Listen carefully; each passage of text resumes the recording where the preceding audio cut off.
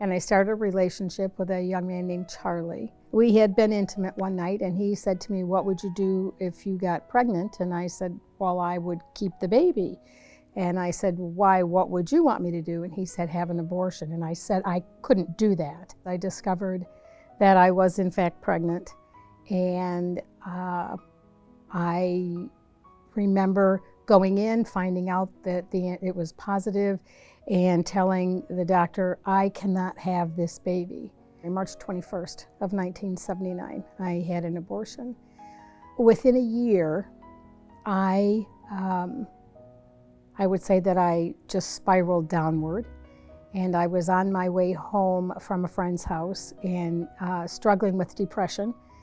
And I found myself driving into the parking lot of Sacred Heart Church in Auburn Hills. That particular day, I went into the back of the church.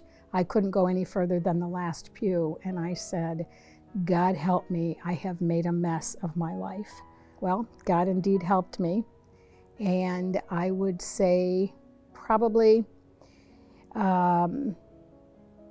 within, I don't know, just a few weeks, maybe a month, I went to confession and confessed the abortion, which was a huge relief. It was a huge relief. But there are many layers to an abortion. Some women, just bury the pain for years and don't face it until finally maybe the birth of a wanted child brings it to mind, and they realize that they need to begin to look at what the abortion has done in their life. We did get a divorce. I did get an annulment, and I met my husband, Tom, who I am currently married to for 37 years. I went to counseling. So I went to counseling, and in the process of everything.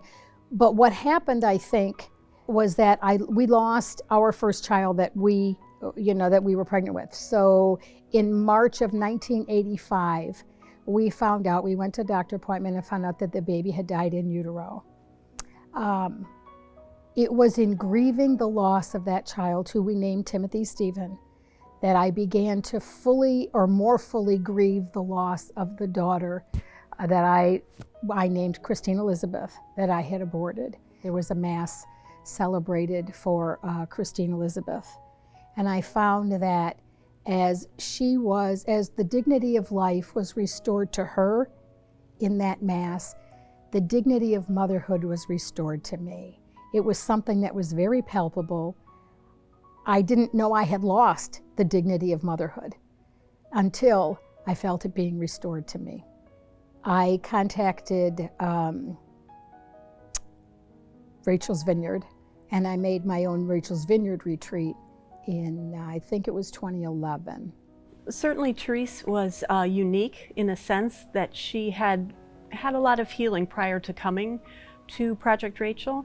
But as she discussed, there's many layers of healing that can occur at different points in your life.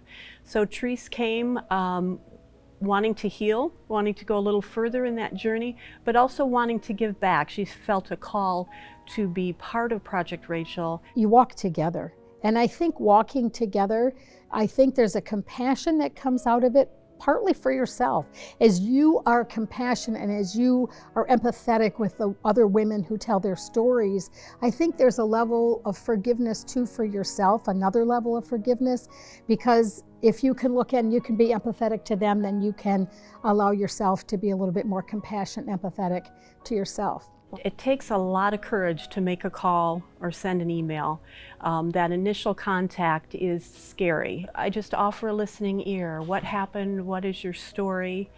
And then I let her know what our resources are at Project Rachel, because I want those who need healing also need the choices of how they see themselves healing. And everybody's story is different. We all have different parts, and there are different things that you come to grips with when you make a Rachel's Vineyard retreat. Do I regret it? I will always regret it. Do I bear the shame and the guilt? No, that's what I've been freed from.